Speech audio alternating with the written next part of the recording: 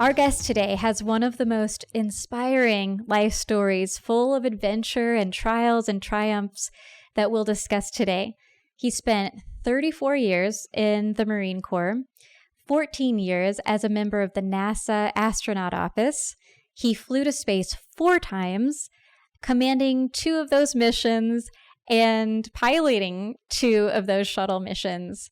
And in 2009, he became the first ever African-American NASA administrator.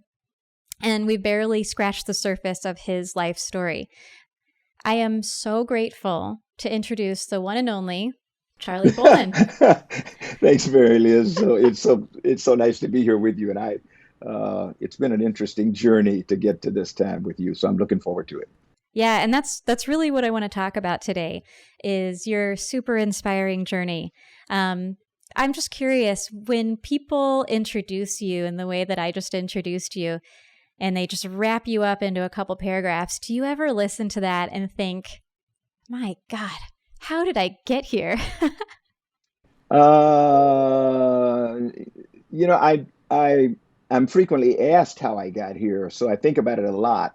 And my journey here was not at all what I planned. So this is not where I plan to be on this particular day. If you're when people ask me what's the most important thing about introducing me, I tell them that most important thing is to tell them that I'm a proud grandfather of 3 beautiful girls, and that's the only thing that counts. So my son and daughter, or I'm reaching down here to get my cable.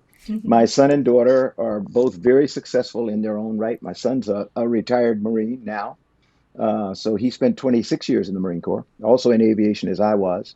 My daughter's a plastic surgeon practicing in the Washington, D.C. area. So she's a partner in a dermatology plastic surgery firm and also a part-time plastic surgeon at Howard University Hospital. Wow. So my wife and I are pretty blessed with the children, the 2 children and the 3 incredible grandchildren that we have.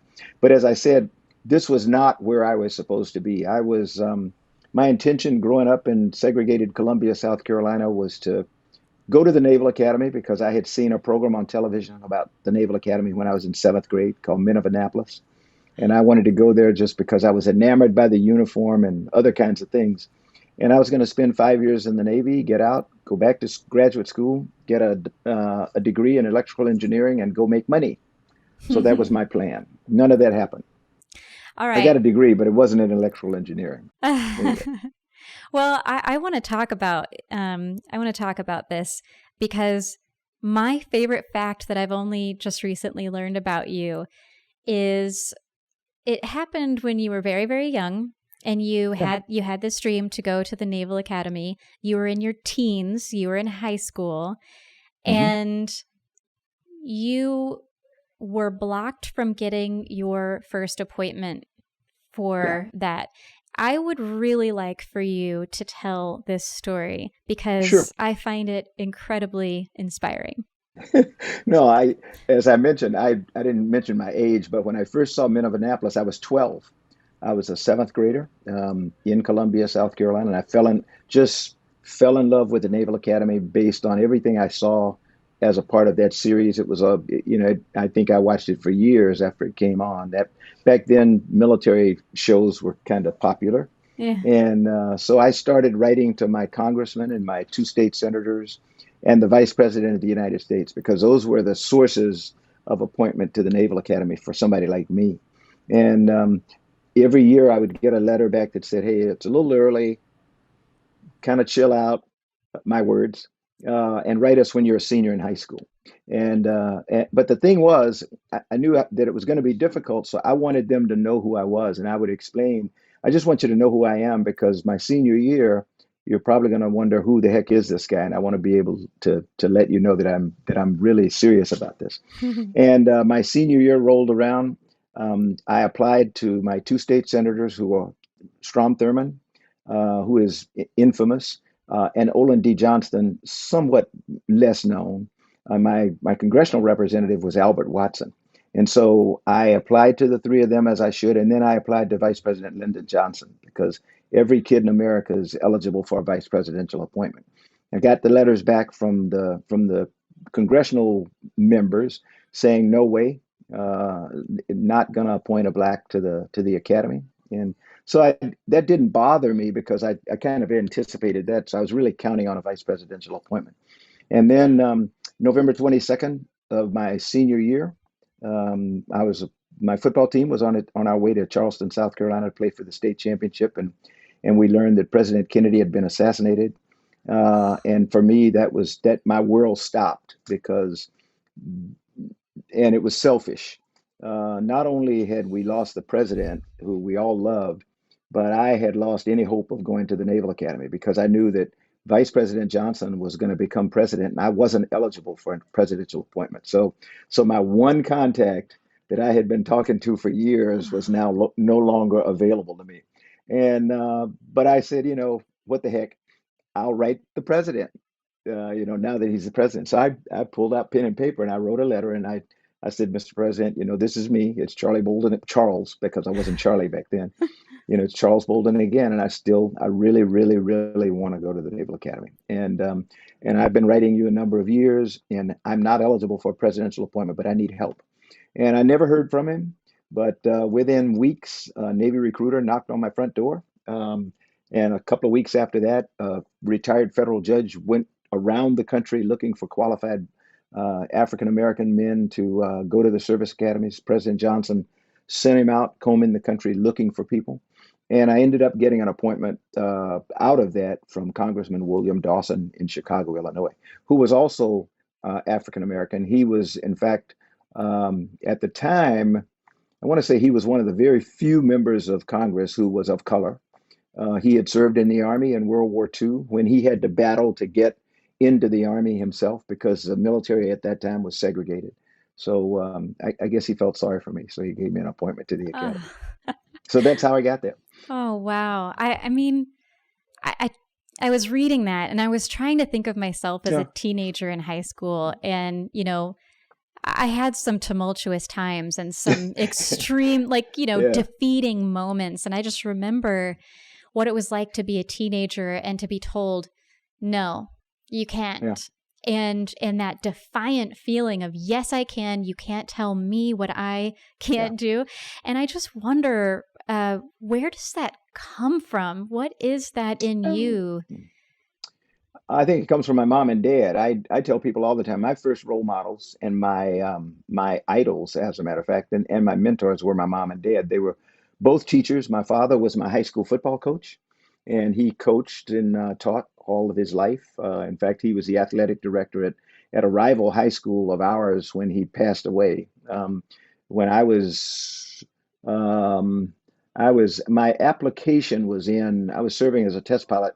And my application was in for the astronaut program, but he did not live to see me accepted into the astronaut program. And then my mother was a librarian, and she started out at the elementary school level. She founded the first library for Black children in South Carolina. Wow. And then went on to be a middle school librarian and then high school. And when the schools were integrated in the 60s, late 60s, she was selected to be the first Black librarian to go into a formerly all-white school. So she went to Dreer High School, which was one of the big premier high schools in our hometown. And so that was my mom and dad. And my father had a saying, it's not the size of the dog in the fight, but the size of the fight in the dog. I like that. And both of them always told us, my brother and me, they told us we could do anything we wanted to, as long as we were willing to work hard and study hard and just go after it. And so that's kind of where it came from. That's everything, isn't it? I ache for the kids today that don't have that kind of role model or that person in their young life that fosters that in them, because I think that's something that lives inside all of us. We're humans. That's what we do, right? But for those who don't have that at a young age, I think it takes a long time. It's more of a trial to get there. But not very many people are self-made. I have a lot of friends who say that I'm self-made. I am not. It took a lot, as Hillary Clinton said in her book, it takes a village. I'm the product of a lot of villages. So yeah, I think we all are. I think that's just it. Yeah. You actually said, you have a beautiful quote I recently came across from one of your NASA speeches. You said of NASA, Our missions demand decades, even generational planning. But beyond technical milestones, the legacy we must pass on is inspiration. Yeah. And I just want to apply this to your life right now, and we'll get to NASA in a minute, but I mean, we'll get there. But Yeah. I just, as I was kind of studying your legacy, I pulled And out I don't these. like that word, by the I'm way. sorry. No, no, Give me a better word. no, I don't have a better word. I'm not a big legacy. I'm not a big legacy person. You're a very You know, humble I've person. no, I've been blessed, and I understand that perfectly well. So that's Yeah. why, it's not anything that I deserve. It's just things that I've been able to do. I tell people all the time, I am an ordinary person who has been blessed to have had an opportunity to do extraordinary things. Yeah. And so, that I was just lucky to be in the right place at the right time, many times. I was just talking in my last interview to someone who's a science rapper. He's absolutely amazing. His name is Great and Square. And he said Ah, something that kind of it set me back for a second because, I've spent the last couple of years interviewing astronauts and becoming friends with all of the people in the space industry. And um, I have a saying, never normalize. That's my saying, but I kind of yeah, accidentally did, and I realized it when he said, wow, it's so weird to hear you talk about these people like this because, most of us think of them as these kind of superheroes, and I think yeah.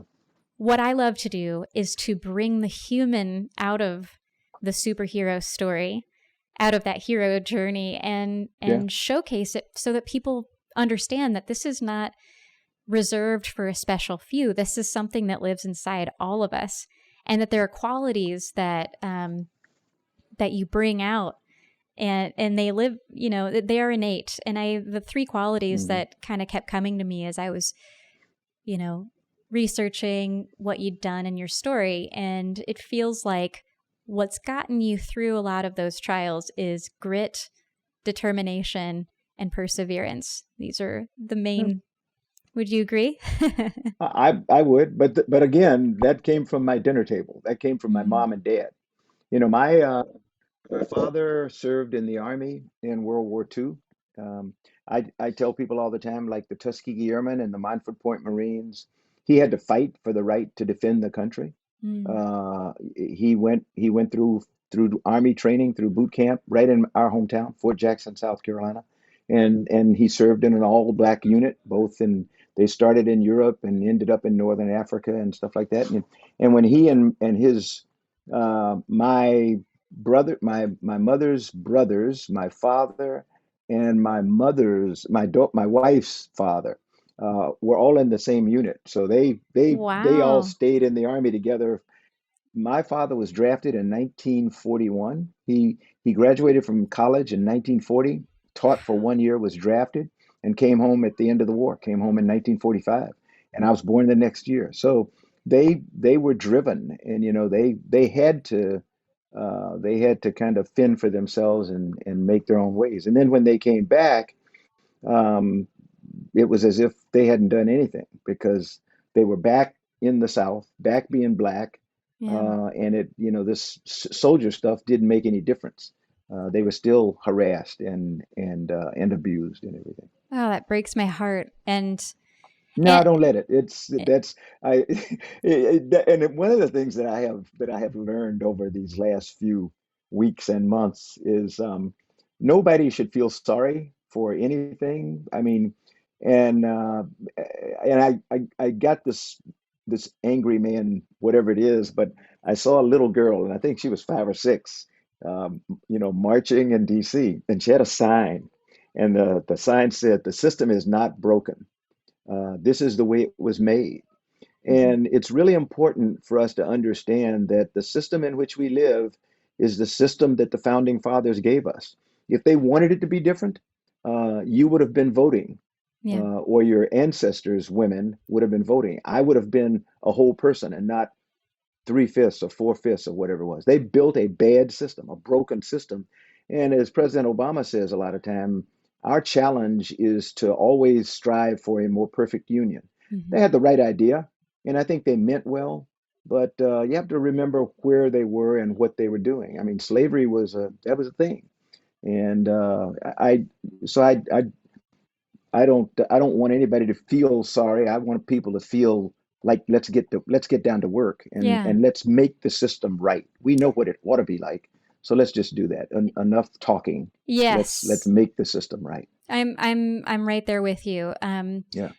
You know, I know that you say this about science and space in general. This is how I feel about science and space, is that it's this amazingly unifying force, like nothing else Yep. that I've Yeah. seen. Yeah. And it shows us the reality that we are all in this together, that Mhm. we are all floating in space with one shared destiny. Now, Mhm. how do we integrate that into practical everyday Yeah. action? You Yeah. know, so I'm ready. Yeah. I'm ready to get to work, and Yeah. you know, I'm glad that I'm glad that right now, even though it's uncomfortable, that everything is coming to the surface. But at least Yeah. now it's like, oh, okay, everybody's aware. That's the first step, right? Yeah. All right, let's take some action. It's going to take grit. It's going to take Hmm. determination. It's going to take perseverance. It's not going to happen Perseverance. overnight. You Yeah. know, this has been a long time coming and a long time in the making. Um, so on that subject, you know, a lot of people, I actually heard you speaking to this recently in another interview. A lot of people are equating what's going on today to what was going on in the 60s. And Yeah. you had probably the most unique or a very holistic view of anyone I know. You had the most holistic view of what Yeah. was going on then I had a because ringside seat. you did. Yeah. So Yeah. just so people are aware, can you talk about where you were at? You fought in Vietnam Yeah. on combat missions, and you know, obviously, you and your family were likely involved in the battle for civil rights here at Yeah. home. And then, of course, we were in the midst of a space race. Can you talk about the Yeah. juxtaposition and what that was like for you? Yeah, I one of the reasons that I tell people I'm an eternal optimist, although one of my priests recently told me that the eternal optimist, that's just another word for faith. So I guess I'm a Mm-hmm. person of faith, but having been through the 50s and 60s, I was born in 46. So I came into the 50s when the civil rights movement really kind of got started. It was started a long time before that, but people got really serious. And then when we moved into the 60s, I graduated from high school in 1964. And it was 1964, shortly after Kennedy's assassination, that President Johnson signed the Civil Rights Act of 64. The next year, they had the Voting Rights Act of 1965. So things were happening in very rapid order. And I tell people, I say, you know, I remember my senior year in high school, we went through assassinations, lynchings, um, uh, demonstrations in the street, both for civil rights and against the war. And when I came out of the Naval Academy in 1968, we were going through demonstrations and lynchings and battles for civil rights and against the war in the streets Mm-hmm. because you know the fighting in the streets was, as you mentioned, it was twofold. Some people were there just wanting to get their civil rights, and others were there because they opposed the war, and frequently they ended up together because the common enemy, if you want to put it that way, was the government. That was They were the ones that were the government was the organization that was supposed to allow all this stuff to happen and get us out of endless wars, and they weren't doing that. And so that was really what was going on in my time in the 60s. And now you come full circle, we're back to doing that again, and it's civil rights, and it's endless wars, and it's like, holy gee, I thought we had done all this stuff before, so why are we back here again? Mm-hmm. But that's sort of when I say I had a ringside seat in the 60s, and now I have a little older ringside seat here in the 2020s. Yeah. And I was just curious if when you came back from Vietnam, did you experience additional um, discrimination, if you will, or were you Oh, you mean respected? discrimination and bias and stuff? Mm-hmm. Mostly, No, no, no, no, no, no. When okay. I if you're too young, Yeah, you're too young, but it was interesting to watch because I was still in the military when President Bush the senior took us into the Middle East, and we fought a very short war, and everybody came home and we were all heroes, and people marched down Pennsylvania Avenue, and there was a big parade and people clapped and they were happy. That did not happen coming home from Vietnam. Right. Coming home from Vietnam, somebody might spit on you, somebody might throw stuff at you.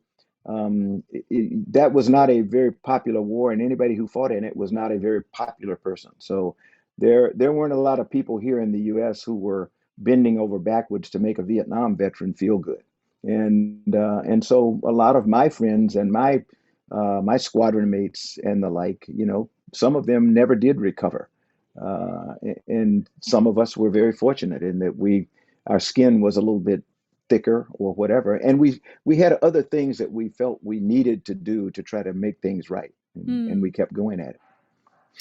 Yeah, I think that has something to do with the grit or the determination, is that there is Yeah, some kind of overarching goal that keeps you on your path yeah. and one foot forward. What was that for you? Well, I don't know that there's anything special.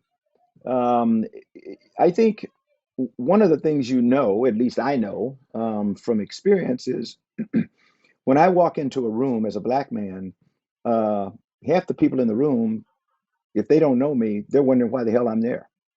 Uh, I used to love to go into the White House, and I as a sub cabinet official. That meant I was not a member of the president's cabinet, but every once in a while, if we were doing something about small business or women's issues, or there were certain things that President Obama would have them get on the phone and say, "Hey, get your butt over here, and I want you to sit in on this cabinet meeting." And you'd go and you'd walk into the cabinet room, and people would look at you strange, as if with all the women and minorities that Obama had in his cabinet, there were still people who did not know me and would look at me, and you could tell on their face they were wondering, why are you here? What right do you have to be here? And I just go make myself comfortable. And as they went around and introduced people, or you introduced yourself, you could look at people's faces when I was introduced as the NASA administrator, and people have a hard time not saying you're an astronaut, which I hate, because that Mm, kind of breaks people down, mm, and then they're not real anymore, because mm, now, like you said before, you've gone into the superhero status, and I don't want to be there. mhm. I want to be a contributing member of the team, somebody who is respected because of what I present, or the knowledge that I have. And I think sometimes it's very difficult to overcome this aura of being an astronaut, because people then they make assumptions that you know a lot of stuff and everything else. And people tend to not want to disagree with you, or they don't want to tell you. I use the term, they don't want to tell you your baby's ugly, which, but anyway, um, I really, everywhere I go, ever since I've been in charge, one of the first things I tell people is, look, I don't have all the answers. I am not the smartest person in the room. I have never been the smartest person in the room, and I like it that way. But I try to surround myself with really smart people, and I implore them. I said, look, if I say something that's stupid, I'm representing you. So please do not let me leave this room having said something that's wrong. Correct me in here. And then when I go out to represent you, because as the NASA administrator, I was the face and voice of the agency. I represented 18,000 civil servants and 40,000 contractors. And the last thing I wanted to do was to go out and misrepresent them or Mm. make them not look good because they had this guy who's at the top who didn't have a clue what he was talking about. So I always tell them, I said, look, I'm going to go out here and speak for you. If you want people to respect you and respect what we do, don't let me walk out of here not knowing what I'm talking about. So tell me I'm full of crap. I can handle that. My skin is not, I'm okay. Just tell me, and we'll get Mhm. it straight. So I don't know whether that's grit or determination or what, but I think a part of it is being able or willing or desirous of having people just be blunt with you and tell you you're wrong, It's or humility. That's humility. it's not quite. Not quite right. You were close, but here's the way you really ought to do it. So Yeah, I think that's humility. And I think that's something that yeah. um, that's something that we so desperately need to incorporate in our culture today. I think that Yeah, is, you're being kind. You're oh, trying to no, you're talking about the leadership of the country right now. And no. I Yeah. believe, I mean, as an American citizen, I want someone leading my country or leading me who is strong, Hmm. but humble, Hmm. self-assured, but self-ingratiating, or not, that's a bad word, bad, that's not the appropriate word, but self-effacing, I guess is the right. I should not be using these words that, but I think you know what I mean. Somebody who does not, um, they understand that they're normal and they're put into a position that's an abnormal or one of these supernormal positions, but they're a normal person and they're going to do the absolute best they can. And I think that's what the country's just crying for right now. And the people for whom I feel sorry are those that don't know that that's what they need. Hmm. People who just blindly follow for some reason, and I have no idea what that reason is. But every day I think we become more and more hungry for somebody who is strong and exhibits strong personality, but humility, as you pointed out. Yeah, I think it's required for good leadership, and right now we're Yeah, so desperate for leadership in many yeah. ways. Now you're going to Corrigible. get a whole lot of stuff, I for know. this discussion you and I are having, That's all right. especially being down there on the Space Coast. Yeah, that's true. But you know what? The thing that's missing right now is conversation. That is the missing piece. And I don't care what anybody I don't care how anybody votes. I don't care what it is they believe. We all fundamentally want and need and desire the same Yeah, things. And yeah, if we can all just get on the same page about where we have things in common, and then approach our conversations with respect and compassion and curiosity, yeah, then we'll go so much further. So I never want to come at anybody thinking, it's that humility thing. It's like, I don't have the answers, but we're yeah, not going to have, no one's going to have the right answers. No yeah, one, yeah, and no one party, yeah, no one, whatever. yeah, So I think what is happening right now is I'm seeing divides widen because we're not talking, and everybody's kind of afraid to talk. And so I'm trying my hardest not to be yeah. afraid to talk anymore. No, you I'm know? like you, in that I, I always try to explain to people, look, there are a couple of things I just want you to do. One is communicate with me. Mm-hmm. If you disagree with what I say, just let me know, and then if we can establish a dialogue, we cannot solve a problem if we don't admit that we have a problem. That's thing number one. And the Mm-hmm. second thing is the most important thing in our in our system of government is you have got to vote. I really don't care who you vote for. Mm-hmm. I hope that, through reason and other kinds of things, you're going to support the same person I am. But if you don't, that's okay. What I'm looking for is a country in which 100% of the people who have the right to vote is something that people gave their lives for. And Mm-hmm. it really burns me up to see people who don't exercise the right to vote, particularly somebody of color Mm-hmm. or a woman who says, I'm not going to vote because I don't like either. You don't have that choice. Mm-hmm. You got to make up your mind because people died for you to make a choice. And Mm-hmm. yeah, is it hard? You bet it is. And Mm-hmm. that's the way it's supposed to be.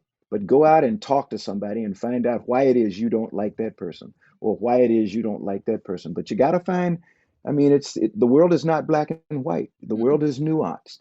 And so we've got to go out and get people to help us understand the nuance and all this stuff. Yeah, and you even talked about it earlier about wanting to hear other perspectives Yeah. when you were in those important leadership Yeah. meetings, and that's what we all need right now. So rather than Yeah. shutting it off or curating our feeds to be perfectly in tune with what our biases are, or what we want to Yeah. hear, we have to get those nuanced discussions going. So. Yeah.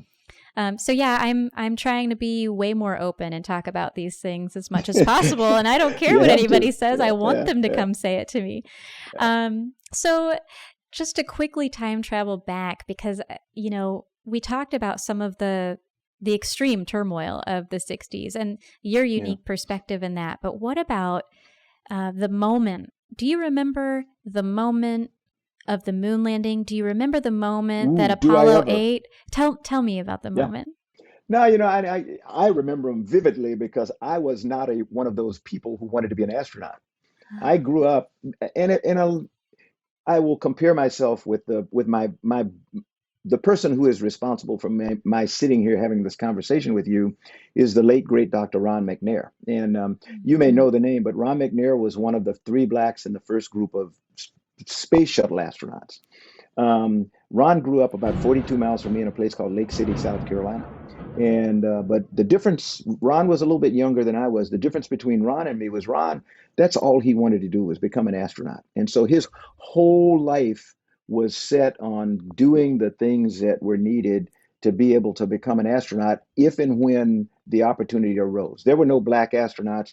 There were no one but test pilots when he had this vision of becoming an astronaut. But when the opportunity presented itself, he had taught himself calculus and physics as a high schooler.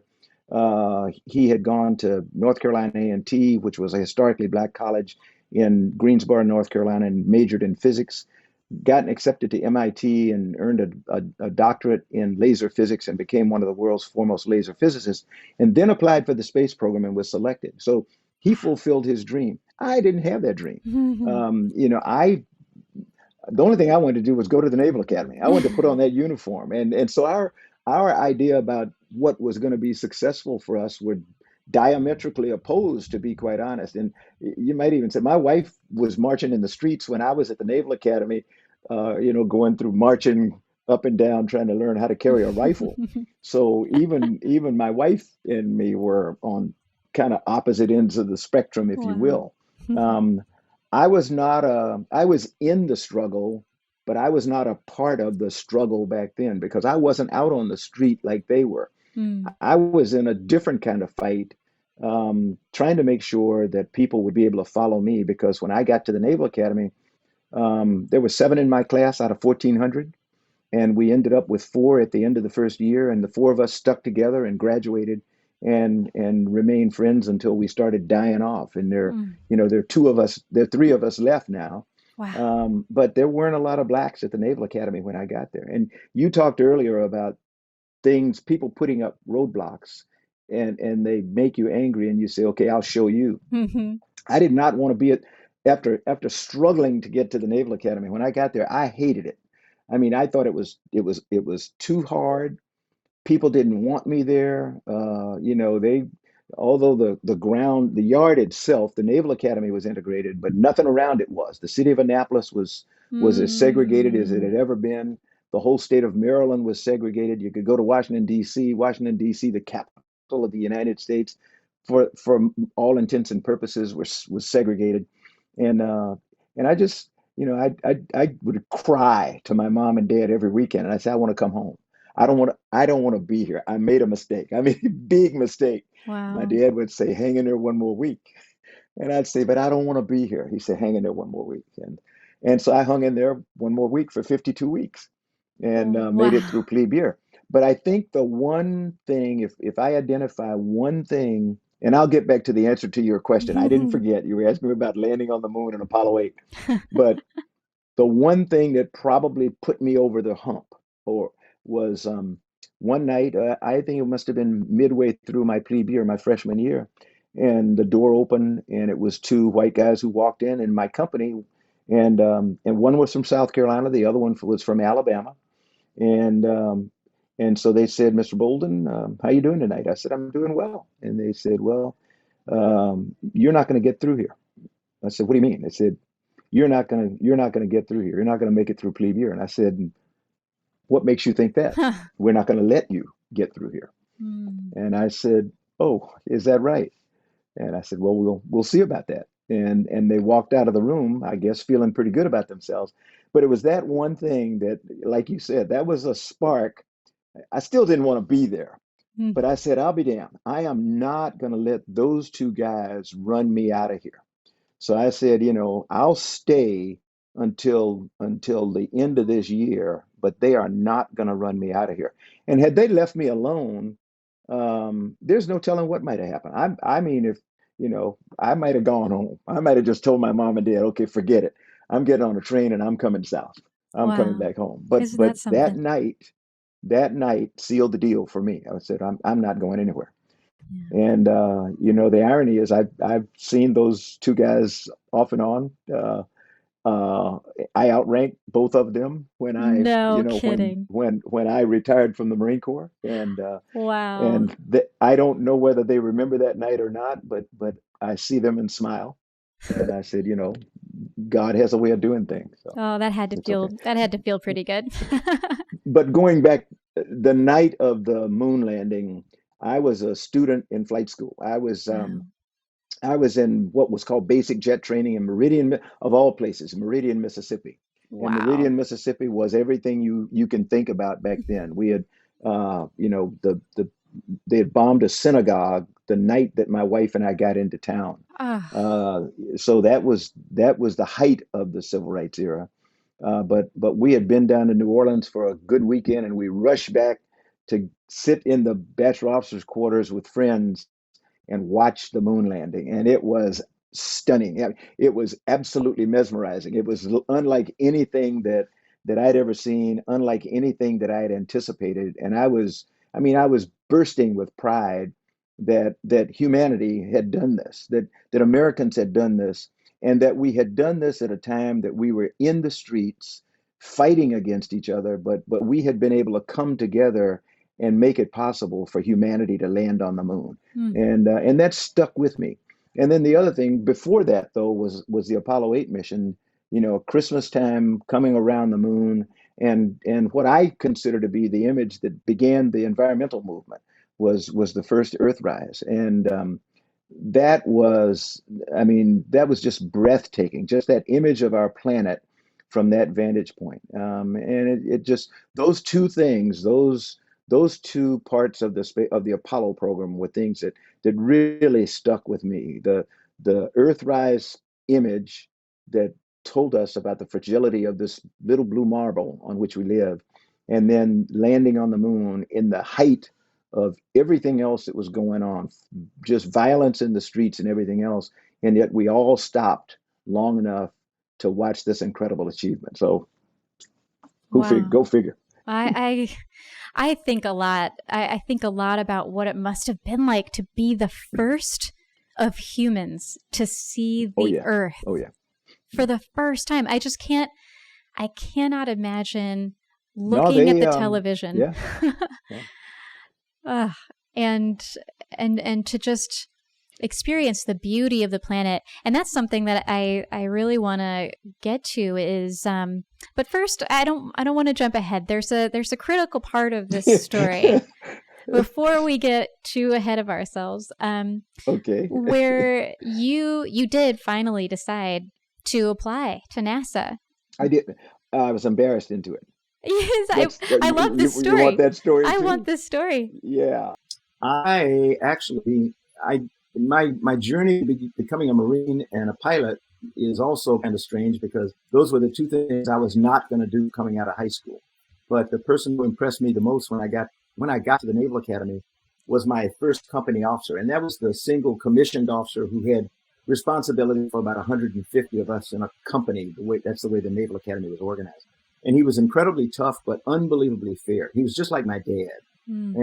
and he reminded me of my dad a lot. And 4 years later, when it was time to graduate, and I had to decide what I wanted to do, I looked back and I said, I could do anything I want to. I want to be like him, and which Mm. was really strange because the Tet Offensive had occurred in 1967. I was graduating in 1968. The life expectancy of a Marine second lieutenant infantry officer was not very high, but that's what I wanted to do. I wanted to be like him. And so I accepted my commission in the Marine Corps. And I got to doing the training and everything, and I found out I did not like crawling around in the mud.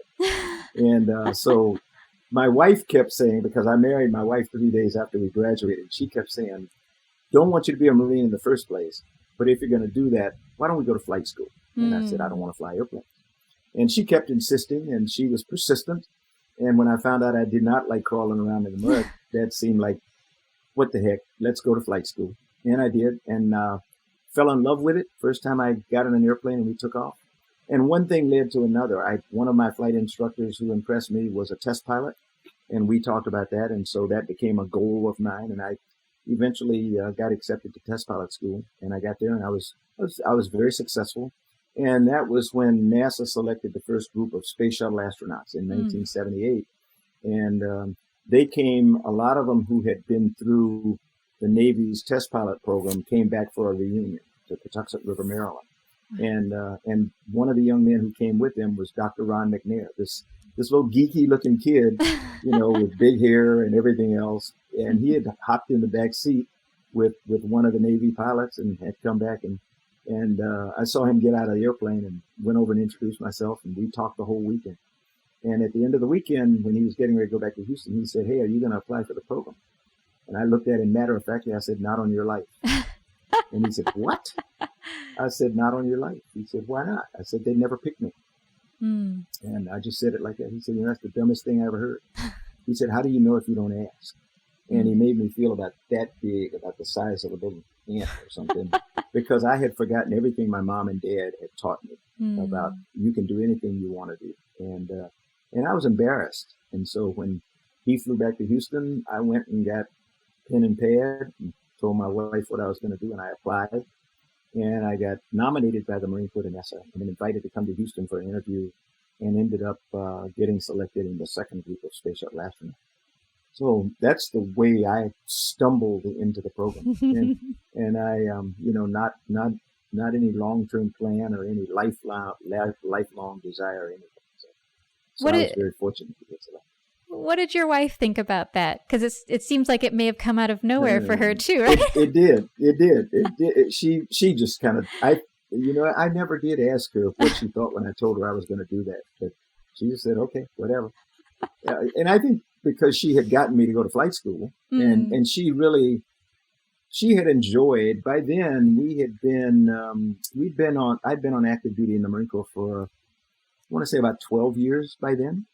So, I'd been to Vietnam and back. I'd been through test pilot school. We had lost friends and, in the test community and everything. So the risks involved with flying, and especially test piloting,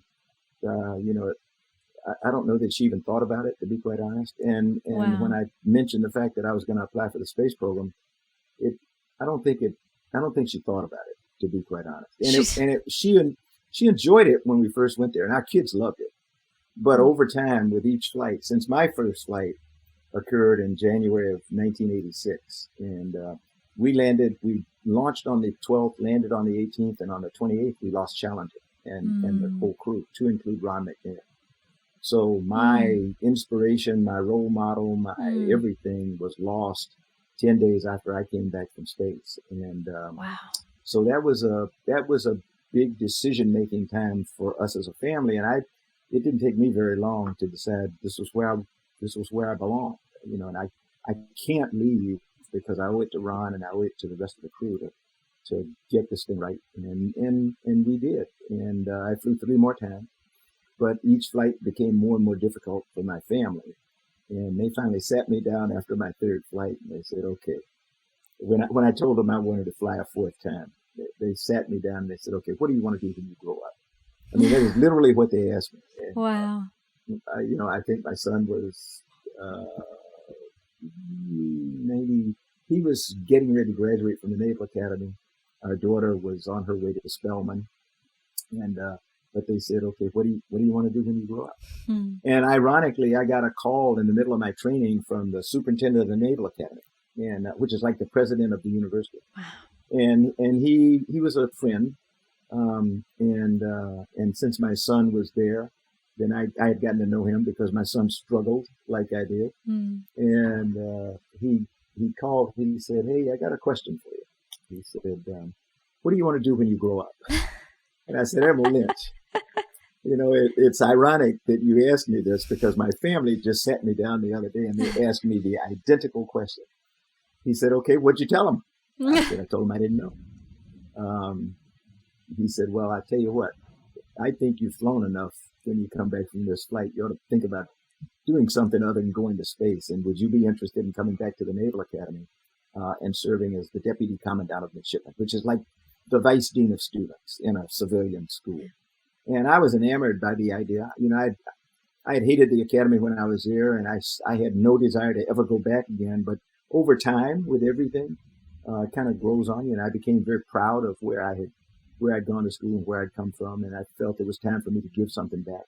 And so I checked with the Marine Corps to find out if they would be okay with me accepting a pretty prestigious position, because it was like you were like the third person in the order of who's in charge at the Naval Academy. And so the Commandant of Marine Corps said, hey, if they'll pick you, take it, because it'll make the Marine Corps look really good. Yeah, so there you go. And we went there and we spent 1 year, and I got promoted out of my job because I was selected for Brigadier General after my first year there. And that meant I couldn't stay because my boss would have been junior to me. So we got sent out to the West Coast, and we spent another 8-9 years on active duty in the Marine Corps and traveled. Now, kids were grown or growing, and we traveled around the world. We lived in Tokyo for 2 years. I lived in Kuwait for a year. I had been in Thailand before, so it gave us an opportunity to kind of see different places around the world, and we loved it. And finally decided it was time to get out and go do something else. And I retired in 2003, and we moved back to Texas. Wow! And you're still in Houston, is that right? No, we live in the Washington D.C. area. We live in a place called Crystal City. It's Arlington. So we're right across the 14th Street Bridge. We lived for 7 years in Mount Vernon, right down by the George Washington Estate. And we loved it. We had a beautiful house on the river, and finally decided last year that we had had enough of secluded living. We wanted to get back to where people were, where we could walk to places. And so we sold our house and bought a condo. And, wow. And so now we live back in city life, if you will. Yeah. But it puts us around our kids, because our son retired from the Marine Corps. He was at the Pentagon at the time, and he decided to stay in the D.C. area. So the whole family, the whole Bolden clan is right there in the D.C. area. Oh, that has to be so nice. And you're at your awesome. son's house right now, right? We're at our son's beach house right now. I don't have a beach house, but my son and his wife are successful enough that they have a beautiful home down here in Emerald Isle, North Carolina. So we're in it's just, I want to say it's just down from the Outer Banks or up from the Outer Banks, not very far from Kitty Hawk, where the Wright brothers flew the first flight. So it's a beautiful part of the country, and we love being there. Oh, that sounds great. Yeah. Well, I'm really, really interested. When I reached out to you, I told you that this is part of my mission. And what really drew me to you was I saw you speak at IAC during the ASE panel, and Leland Melvin moderated that. Yeah. And his first question to you shocked me, because I'm not used to people talking publicly about the overview effect. Yeah. But I would love to know, because I've done a lot of research. I'm writing a book about it. I've interviewed many astronauts, and I find that it's an extremely unique and personal experience, and it's very different for everyone, and it happens at different times for everyone. So I loved the answer that you gave that day, and I just love for you to talk about the first time that you went to space.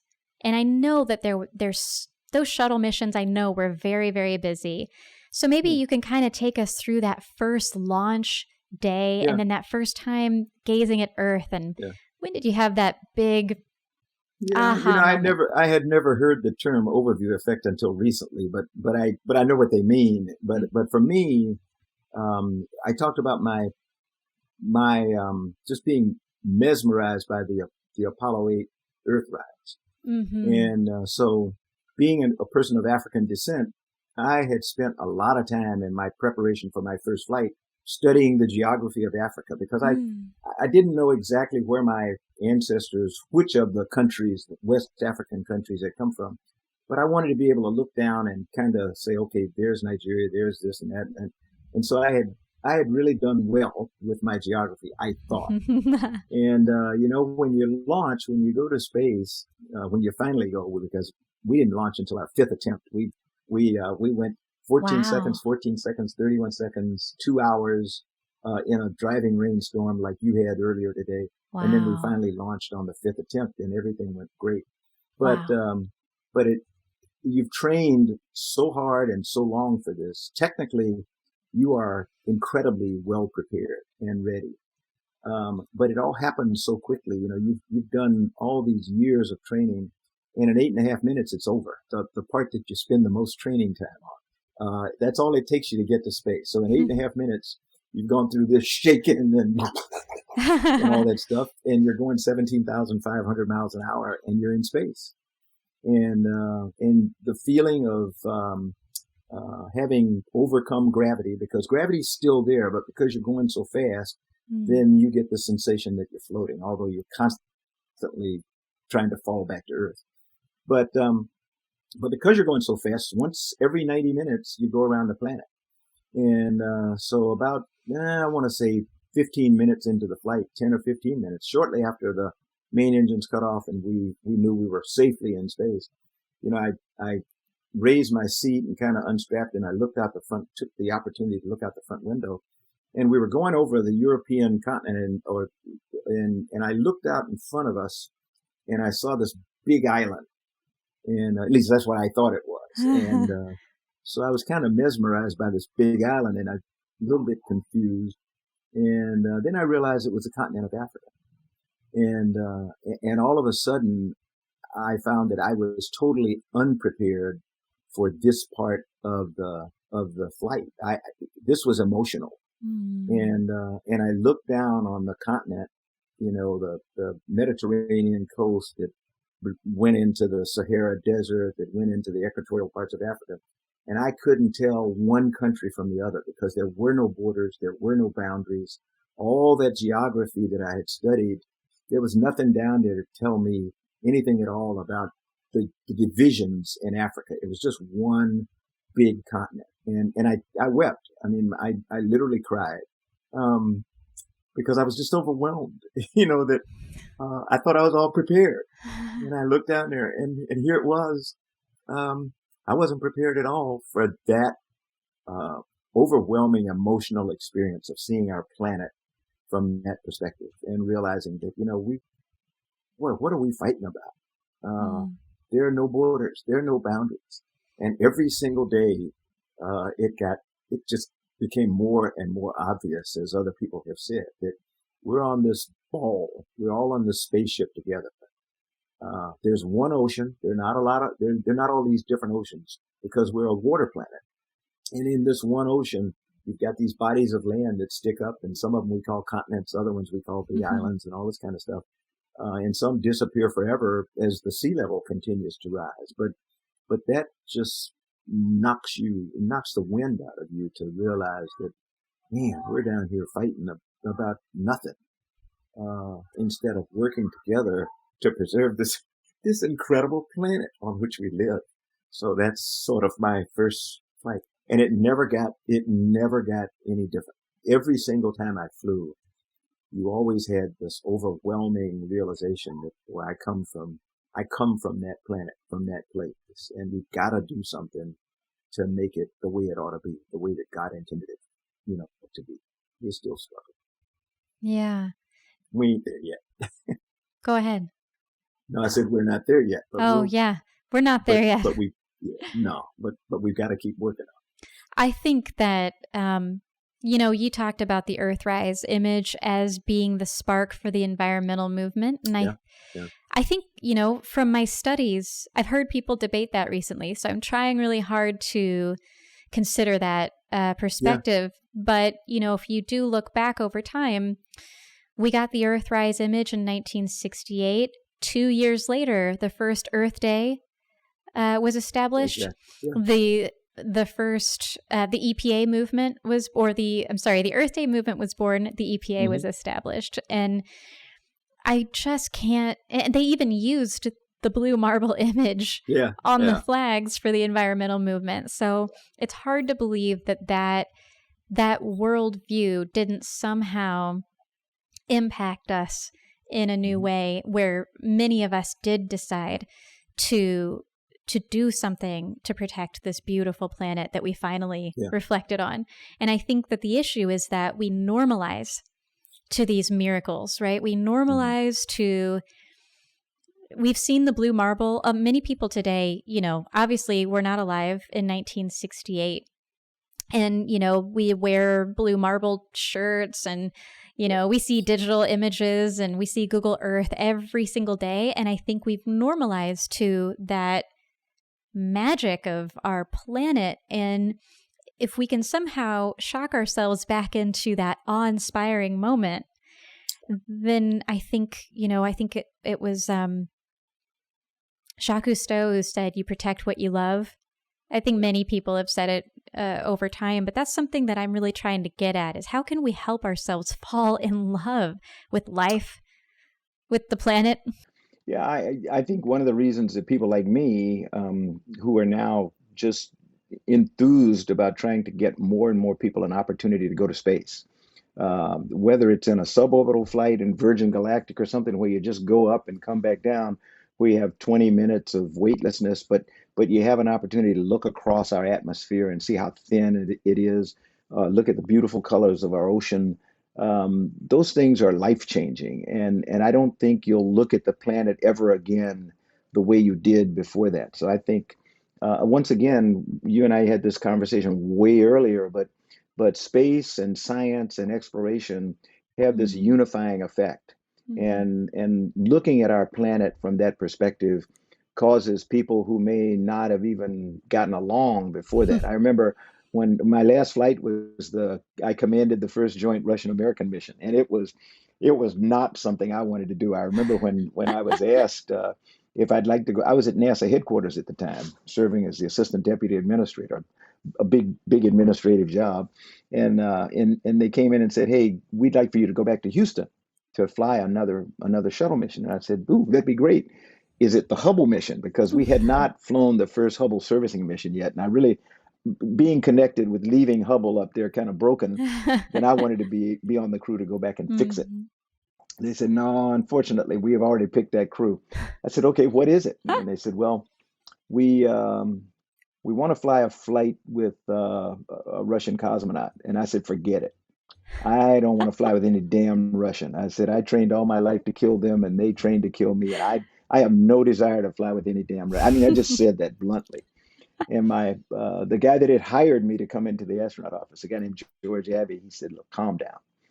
He said, "Two guys are in town, Sergei Krikalev and Vladimir Titov, and they're going to have dinner tonight over at friends of ours. And why don't you just go to dinner and talk, and then come back and let me know what you think tomorrow?" And so I said, "Okay, I'll go, but I'm not interested in this. I'll just stay here," as much as I hated Washington at the time. So I went to dinner, and John David and Donna Bartow were the hosts. And John David and I had been in the astronaut office together when he was a payload specialist, a really smart guy who was there just to fly a particular mission. And Vladimir and Sergei came in, and Sergei was this young, really strapping-looking engineer, not a pilot, a test pilot at all, not a military person, but a civilian pilot who was a Russian aerobatics champion. And at the time, he had been in space for 10 months over the period of time after the Soviet Union disintegrated. So he left Earth as a citizen of the Soviet Union, came back to Earth as a citizen of Russia. His hometown when he left was Leningrad. When he came back, its name had returned to St. Petersburg. Wow. And Vladimir Titov, who spoke no English, was a Russian fighter pilot. He was the classical guy, and wow. he was a MiG pilot, and but he had flown 366 days, one flight on the on the Russian space station Mir. And so I had these two incredibly talented, experienced Russian cosmonauts, and the conversation immediately went to our families. And so for the rest of the night, we sat around drinking wine and talking about the world and how we wished it could be, and how we wanted it to be for our kids, because Vladimir had two kids. Marina, his daughter, was 16. His son Yuri was 8. Sergei had a daughter who was 4. My son and daughter were, well, by then, I think my son was already, on his way to the Naval, or was getting ready to graduate from high school, and my daughter was getting ready to come into high school. So all three of us wanted this better world for our kids, and that's what we talked about all night long. Wow. And I went in the next morning and I said, okay, I give. I'm ready. I'll take it. I said, I'm all in. And we established lifelong friendships, and we communicate even to this day. And the good thing is Sergey and I have had an opportunity to work together throughout my entire time as the NASA administrator, because he came back to the Russian Space Agency and today runs their human spaceflight program. So um, And if I'm not that was if I'm not important. mistaken, didn't he present to you the friendship He award? did. He Yeah, did. Yeah. at So I IAC. forgot you were there. So Yeah. that was Sergei Krikalev. Yeah. That was a beautiful moment. I was not expecting any of It that. was. It was really special. Yeah. Wow. Even if it did come from Putin. Yeah, I know. I wondered how that must have felt. It was okay. Yeah. Well, It was the thing was it was the point of the purpose of the award, or of the medal, and it was for promoting international friendship and cooperation. So, you yeah, that it was beautiful to watch. yeah. So, in thinking about your experience in space and looking out at the beauty and not being at all emotionally prepared for that, is there is there some kind of parallel experience that you've had on Earth that Oh, compares in any way? no, not that I can think of. None. I don't, there's nothing in my life that I have done next to childbearing, and I didn't do the work. My wife did. I mean, having a child is one of these things that you're emotionally, I wasn't ready for again. So I would say probably realizing that I am now responsible for this life. That's a pretty challenging, daunting thing when you recognize the fact that, holy jeez, I'm responsible for this. I participated in making this thing, so I got to get it right. But I can't think of anything that was uh, just as mesmerizing as looking at the planet from that vantage point. And like I said, it's not a one-time thing, because I thought that, okay, after the first flight, when you come back, it'll be different the next time. And it never gets old. Every day, the sunrise and the sunsets, and you see 16 of them every day. Mm. So the sun rises and sets, rises and sets, rises and sets 16 times every normal Earth day, and everyone is just as beautiful as the one before, and they're all different.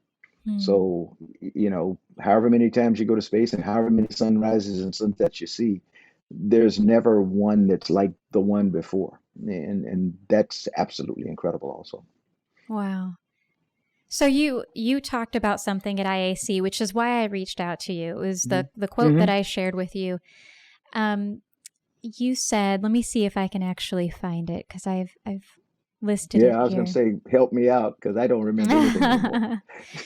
The gist of it, I can definitely tell you, was that we need more storytellers. We need more Oh, yeah, artists to tell our that I story. remember. Yep, I remember that Yeah. well because I still say that. Yeah. Can you speak to that a Yeah, little bit? I can, and it's I try to speak with some eloquent is not the right word. I try to speak with some level of intelligence about what I experience, but I'm not really good at telling the story. It's a story to be told about the beauty of Earth, about the magnificence of life itself, about the beauty of the planet and everything. And that's why I believe some of the key people that we need come from that part of the world, the professional world, whose job or whose talent is to tell stories, Hmm. whether they be in art or verbally or in a book, through writing it or whatever. There are people who are much more talented at portraying experiences that they've had than I am. or that most of my friends who are engineers and scientists are. We're not real good at it. Hmm. Some people are pretty good. Nicole Stott, but Nicole's an artist, and Nicole tells the story now in her art. Alan Bean was absolutely incredible in Yeah. his time on this planet because he found that he had this gift, this artistic gift, and so he told his story again in art. Some of the colors that he was able to reproduce on canvas Hmm.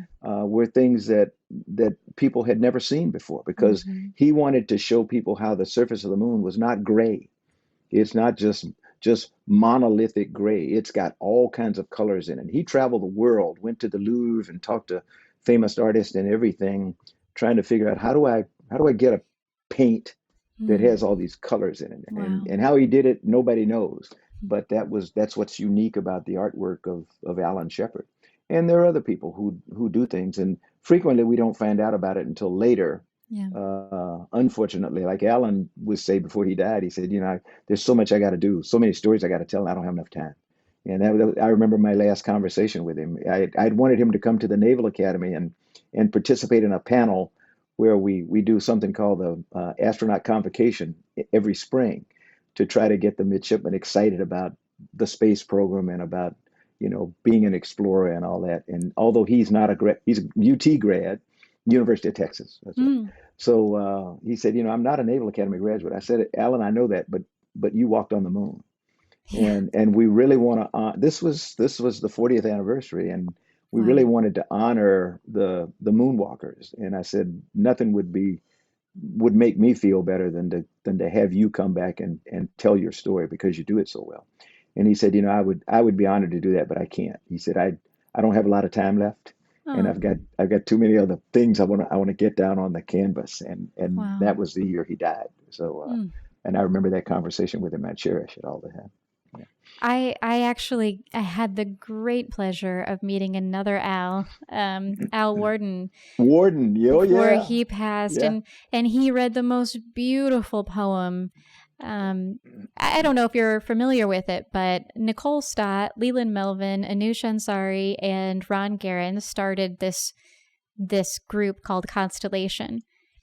I And don't. oh my Yeah, gosh, it was so beautiful. They had a gorgeous party under Space Shuttle Atlantis at KSC, Kennedy Space yeah, Center, yeah, um, on the night of the 50th anniversary of the blue marble image. I can't remember. It yeah. was, was it Christmas Eve? It was right. Christmas Eve. It was Yeah. Christmas Eve night. Yeah, Yeah, it was yeah. one of the best ways I could have spent that night. And Al got up there and he read a poem, and that's the night where it really hit me what my mission was. To be completely honest with you, it was that night I met, Yeah. all those folks who I've remained in touch with. And Nicole, just had her on the podcast right before you. She's Yeah. just so Yeah. wonderful. um She's awesome. I love her so much. So what they reminded me was that in 1968, Frank Borman returned from the Apollo 8 Yeah. mission, and someone asked him, a reporter asked him, what was your experience like?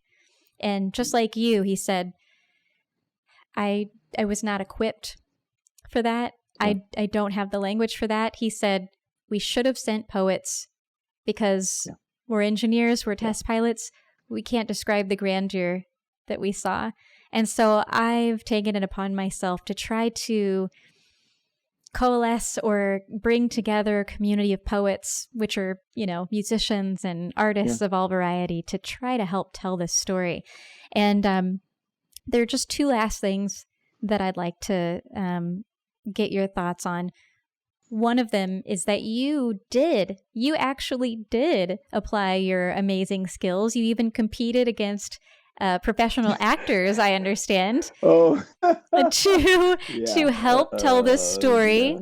in an experiential way Yeah. that is really mind-blowing. So you know what I'm talking about. Yeah. Would you like to talk about Oh that yeah, the shuttle? shuttle launch experience. Yeah, tell Yeah, me. in fact, it was I think I had flown once, and I was on the original board of the what became Space Center Houston down in Houston at the Johnson Space Center.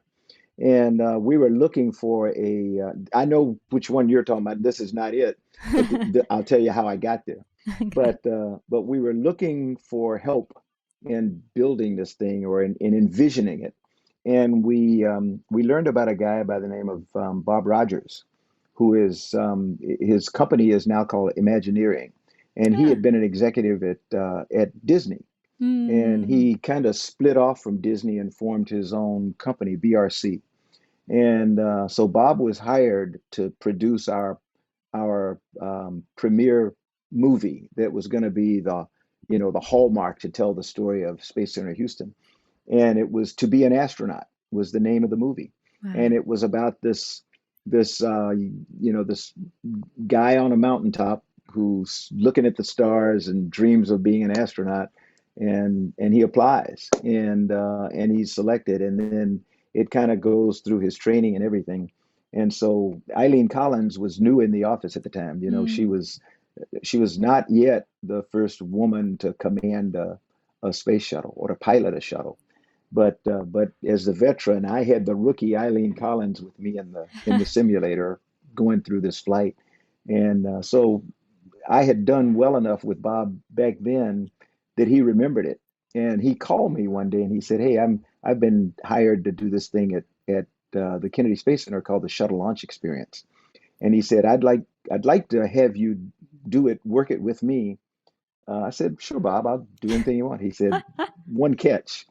He said, you got to audition." He said, "Because I'm not picking it." He said, "They have a selection committee in Houston, and we've got to get several candidates, and we're going to send them the tryout, whatever they call it. And so you got to come out to California, and it's going to be several weeks. We'll bring you out, to kind of get the hang of filming and all this stuff." And it was one of the hardest things I've ever done, because anybody who thinks that movie acting and movie making is easy, that's Mm. not the case at all. I mean, they're just boom, boom, boom. It's Mm. just they got to get it right, got to get right. And you think you've done well, and it's not good enough. So I went through that, and my whatever they call it, your test or whatever, it got packaged up with everything else. And Bob called one day. He said, "Hey, I got some. Depending on how you look at it, I got some great news." I said, "What's that?" He said, "Well, they really liked what you did, and so are you still willing to come out and do this thing called the Shuttle Launch Experience with me?" And I thought the audition was hard. I mean, going through this thing for a week or two with Bob Rogers out in Studio City was unbelievable. But it turned out to be a lot of fun, hard work, but that's what is now the Shuttle Launch Experience. And I tell them they need to get a new one. They need to get that old guy out of there. Oh, I But love it. I love doing it. It was a lot of fun, and they invited all of us when they opened it, when they premiered the new visitor center. Mm. They brought as many astronauts who wanted to come with their families down, so we got an opportunity to see it, and that was the first time I had seen it with all of my peers and everything, and it was embarrassing, but because they didn't know I was going to be in it and everything. So Oh my my wife goodness. is there going, "No," That's so but it funny. was it was a lot of fun to do that. Yeah, that it was really cool. I only just did it recently. I don't Yeah, know how. I think there was always a long line, and I just had yeah, an oh yeah, opportunity recently, yeah, and I was like, "Wow, this is amazing. This is the kind of yeah, experiential thing that I'd been looking for." When those doors of the shuttle open up oh to the yeah, heavens, oh, yeah. It's emotional. It it's is very emotional. Yeah. very. And it's the other thing that I found, you asked me if there was anything else that was as emotional as going to space. Not really, but pretty close is going through the preparation to get into the mock-up when when you come out of you've been through this thing, and then you go up and you stand in front of the door and it opens and you're right there, nose to beak to beak with Atlantis. And I mean, I just cried like a baby, I just because cry. that was the first time I had seen it completed, and Mm. that was pretty emotional. Yeah, I cry every time I go through those doors. I know what you're I'm a talking big about. crybaby. Yeah, Ah, yeah. I am I'm, too. I'm a big crybaby. I don't Yeah, know what that's about, but I think it's a yeah. good thing. We're Well, in my dad tune. taught me to cry, so that's all right. Ah. Yeah, I think my dad taught me to cry as well. He taught me to be Yeah. emotional and feel that fully. Yep. He said it's pretty important. Yeah. Yeah, I mean, if you don't move through those emotions, then where does it all go? It's definitely still Yeah. there. Okay, so I know I've taken a lot of your time and you're with your family, and I don't want to keep you much longer, but um, I have I have just a couple last questions. It's kind of we'll treat it kind Hmm. of like a lightning round, if you don't mind. Okay. Hmm. So I've been dying to know, what did it feel like the day that you got the news that you found out that you were unanimously voted by Congress to be Yeah. NASA's administrator? Uh, eh, I didn't really know what I was getting into, so it's kind of hard to say what it felt. Um, I was just taken aback, to be quite honest. I did not realize the magnitude of what it would be like when Mm, well, first of all, was sitting in front of the committee for the hearing, but mm, then coming out at the end of the day, thinking that you were going to go through weeks of being vetted and all this kind of stuff. And I mean, they did it like boom, boom, boom. That was, yeah, that was, I don't know. I was pretty proud because my family was there. I had family who had come from all over the country, because for them it was a really big deal. So I mean, it was like a shuttle launch almost. Whenever I flew, I, I remember my first flight. I had 13 buses of family and friends, oh, and wow. That's oh yeah, you could do amazing. it back then. 13 buses with the family, with the Bolden family guests. And this time I didn't Wow. have 13 buses, but I had, almost all of my living relatives came and to be in the gallery for my hearing. And so that was pretty special that they could also be there to get the Mm, word that I had been voted in and accepted. So that was a pretty big deal. that's amazing. Okay, Mhm. so lightning round officially begins. What book do you often gift to people, if any? Oh, I don't, I don't give books, but I do send people now Audible books. Ah. And so I have shared with them, on Becoming. I love Michelle Obama's book. It Mm. it means a lot to me. I'm a big fan of John Meacham, and he has one. I think it's called "The Soul of America" or something like that. But it talks about the battle for the soul of this country, which is very timely.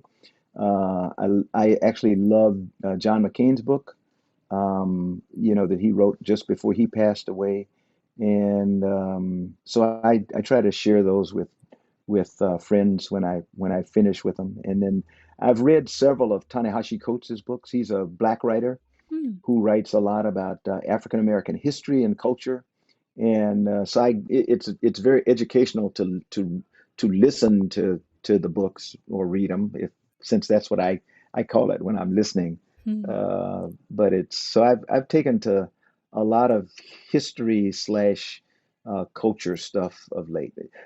On Fascism by Madeleine Albright is absolutely mesmerizing and scary because it is watching what's going on in our country today at the very top.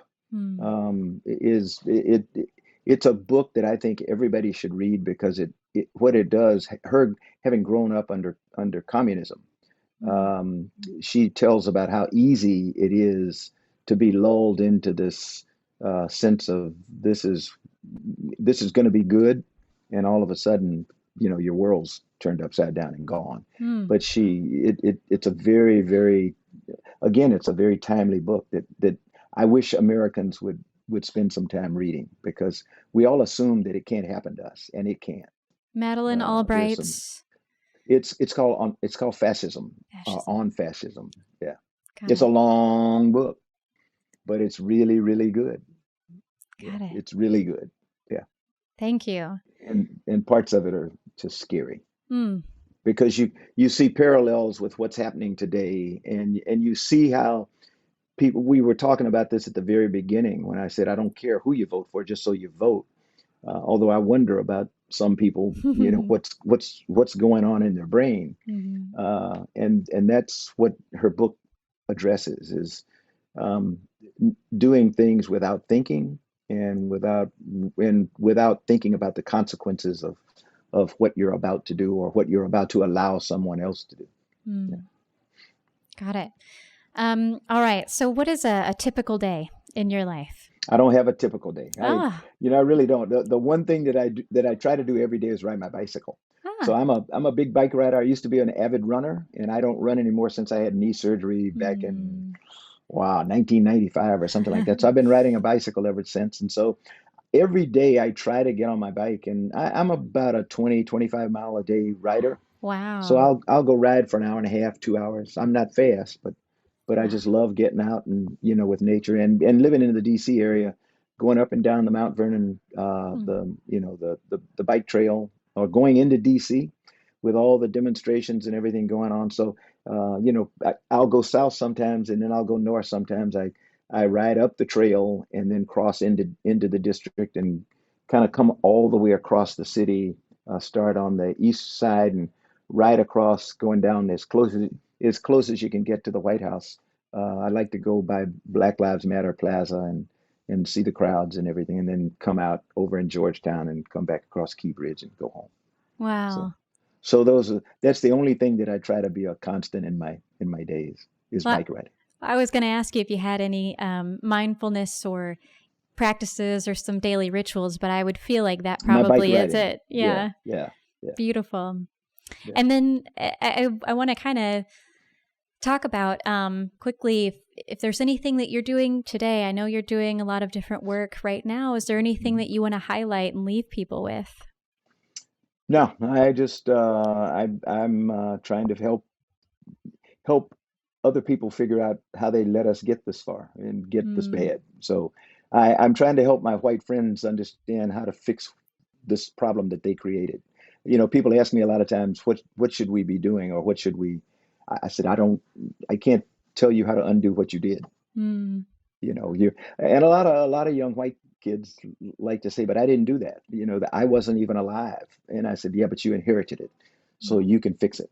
mm-hmm, You're in. I know what my ancestors did. We built a nation. mm. So now you should know what your ancestors did and you should help fix it. I think it, So, it it is obviously up to us, and yeah. it is our I mean, we have responsibility, to all do it together. of course. But But if my white friends they don't want to, I mean, be serious about making it right. And you look at what's going on in Congress today, and they're not serious. So mhm. uh, I don't know. Yeah, we're It, it gonna. it doesn't. Yeah. Yeah. I'm sorry. Anyway, no, I just say. I was just gonna say it comes back to the beginning of what we said. It's going to take grit, perseverance, Oh yeah. and extreme determination, and Yeah. an understanding that it's going to have to take a lot of time. It's not just going to be a couple of weeks of Oh demonstrations. no. That's the awareness part. Now it's time to get really to work. So I'm glad that you brought that up, and we'll keep Well, doing our part. the encouraging thing is to see the young people who are letting us know, white, black, red, it doesn't make any difference. They're letting us know in no uncertain terms, we have had it Mm-hmm. with you and your generation. And so you guys screwed it up. We're gonna take it on and fix it. And I think left to their designs, they'll probably do it. But we've got to help them Yeah. because they can't do it alone. They could really get us headed down the right path, and then we come back because we're just this way. We're just selfish enough to say, okay, I don't like that. And so I don't want to be in a place where everybody's equal and all that. And Mm, anybody who thinks this is when you say it's going to be really, really, really difficult. yeah. And the next administration, whatever it is or whoever it is really going to have a challenge because we've got people who are angry, Yeah. and they're as angry as I am, but they're angry because they feel they're losing power. And I've got to understand that. I've got to be empathetic. I don't have to be sympathetic at all, Mm-hmm. but I do have to be empathetic and understand where they're coming from and try to help them understand that you're not losing anything. There's enough to go around. And so why don't we figure out how we all share this world and make it even better than we ever believed it could be, because we can. But if we don't want to do that, it won't happen. It is not going to happen on its own. Yeah. That's right. That's absolutely Okay. right. Yeah. Well, I'm ready. So that'll be my last little bit. Well, thank you so much. I No, thank really, you so much for the opportunity. Yeah. yeah, I really appreciate it. You have And considered the cosmos. yes, You you lived up to have. your title. Alrighty. You Look forward got to it. seeing you in person again. Yeah, I can't wait. One of these Oh days. my Yeah, God. I can't I wait. know. Well, let me know if you come down for a lunch and we I can will. be All distant. right. I sure will. You take care. Thanks. Bye Bye bye. bye.